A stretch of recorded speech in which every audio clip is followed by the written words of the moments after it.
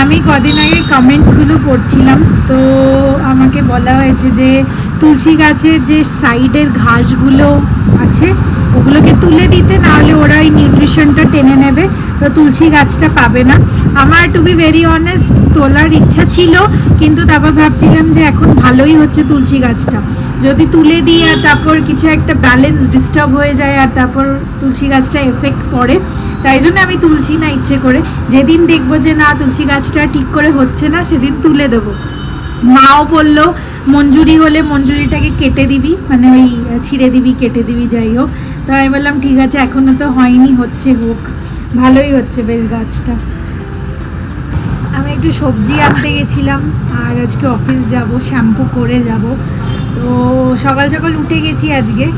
আর আজকে তাড়াতাড়ি ঘুম ভেঙেও গেছে, নিচে ট্যাঙ্কার এসেছিল জল দিতে, তো একটু আওয়াজ হচ্ছিল। তো যাই হোক, ওই জল থেকে মনে পড়লো বৃষ্টি তো শুরু হয়েছে ব্যাঙ্গালোরে একটু একটু অল্প অল্প, কিন্তু জলের সমস্যা এখনও আছে দেখছি, আমাদের এখনও সেটা ফিল করতে পারিনি।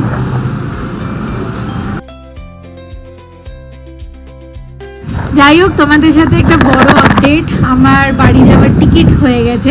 কবে যাচ্ছি না যাচ্ছি আমি তোমাদেরকে সব আস্তে আস্তে বলবো। আর আরেকটা জিনিস হচ্ছে যে সুপর্ণ আর প্রীতম তো আছে, ঋষিকেশ আছে, আমরা এখানে এই বিল্ডিংয়ে আরেকটা ফ্ল্যাট নিয়ে নিয়েছি, কেন কি প্রীতমের ভাই অফিসিয়ালি শিফট করছে। তো ব্যাঙ্গালোরে তো মজাই মজা।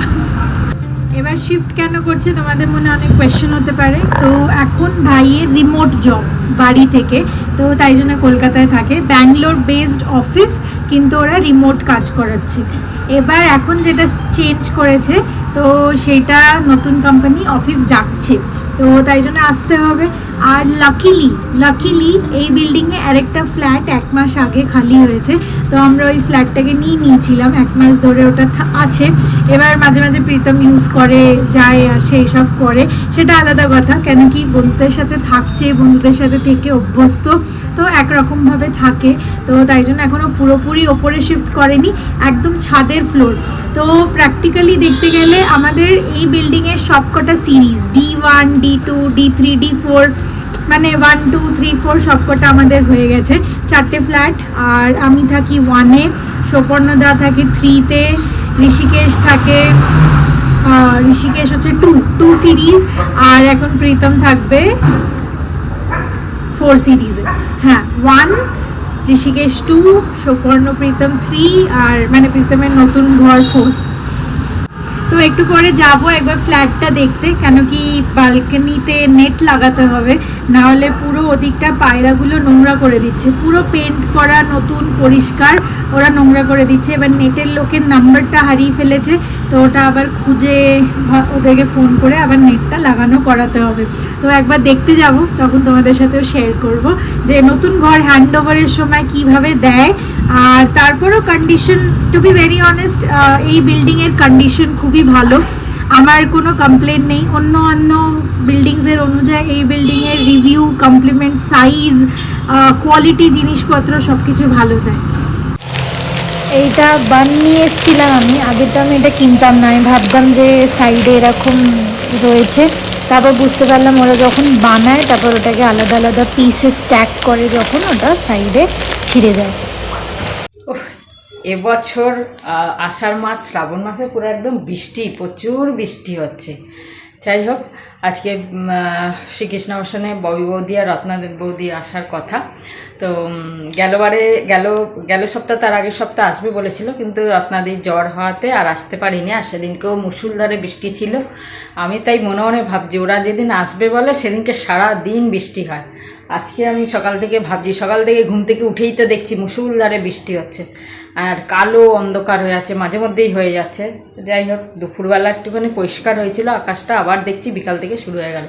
যাই হোক, ফোন করলাম, এখন বললো হ্যাঁ বেরোচ্ছি, ছাতা নিয়ে রিক্সা করে চলে আসবো, বেশি দূর তো না, কিন্তু বৃষ্টি তো সেই কারণে শুকনো রাস্তায় কি হাঁটতে সুবিধা হয়, বৃষ্টি হলে হাঁটতে একটু অসুবিধা হয়। তা চলো, আসবে। আর আজকে আমি সেরকম কিছু বানাইনি, কেন কি মানে সময় হয়ে ওঠেনি, তো একটু ধোকলা বানিয়েছি। আর সৌমিকে বললাম যে কিছু একটু আনিয়ে দিতে। ও বোঝে জিনিসটা কোনটা, মানে কোন জিনিসটা কোথায় ভালো পাওয়া যায় সেটাও বোঝে ভালো, সেই কারণে ওকে বললাম একটু কিছু আনিয়ে দিতে। আর ব্যাস কফি মিষ্টি নিয়ে এসেছি কালকে। তো চলো আজকে আসবে, ওরা অনেক দিন ধরেই বলছিল যাব যাব, আসা হয় না। সে মানে 2 বছর হয়ে গেল আসেনি, আসবো আসবো করে করে আর আসা হয়নি, আমরাও ব্যস্ত ছিলাম, হয়নি।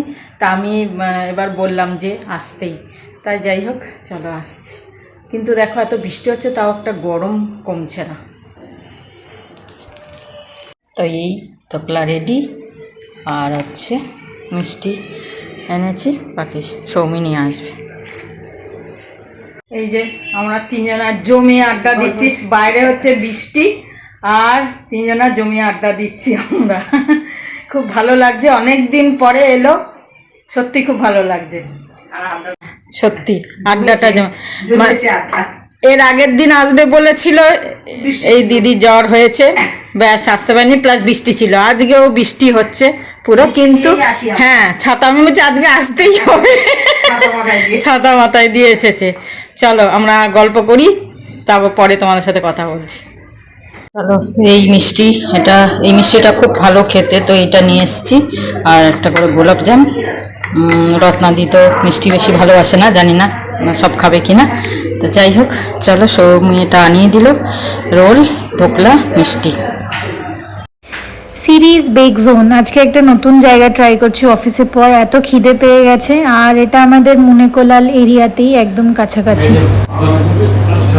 ঋষিকেশ ভাইয়া সাইকেল কিনেছে আর আমরা কোরিয়ান গান কিনছি।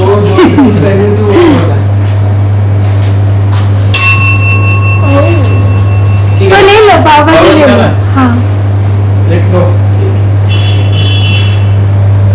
तीखा नहीं चाहिए, बहुत ज्यादा बटर नहीं चाहिए, उतना तो चलेगा। और छोटा पड़ता है जरूरत पड़ेगी उसको पाउडर नहीं है। तो फिर एक तंदूरी कोरियन नहीं नहीं दो नहीं, फिर डिनर नहीं कर पाएंगे। खा लेते हैं। ना क्या उसका वो खत्म हो जाएगा। ठीक है आप वो बनाइए, हम सोचते हैं।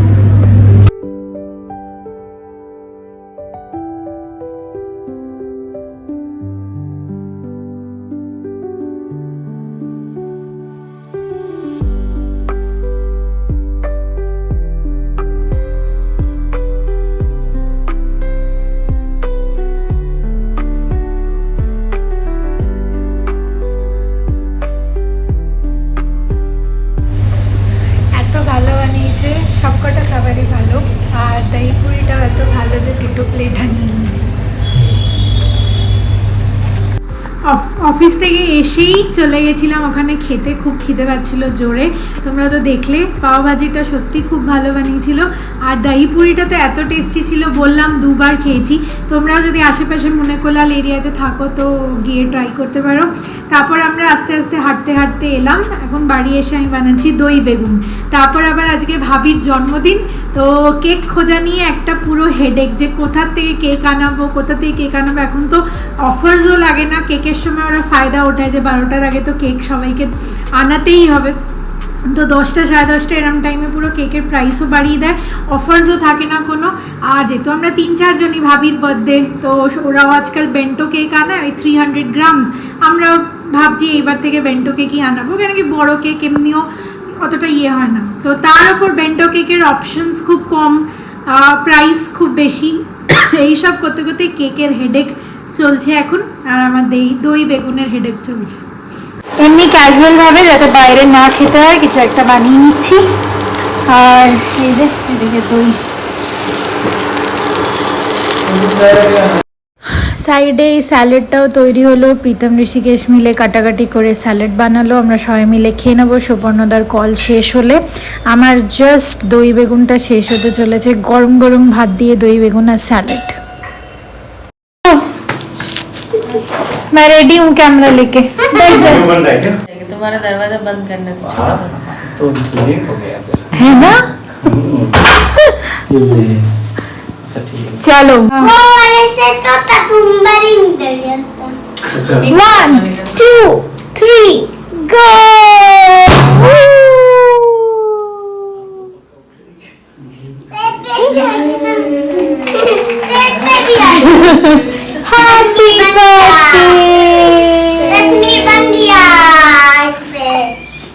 वाला ये लो, अरे अच्छा है।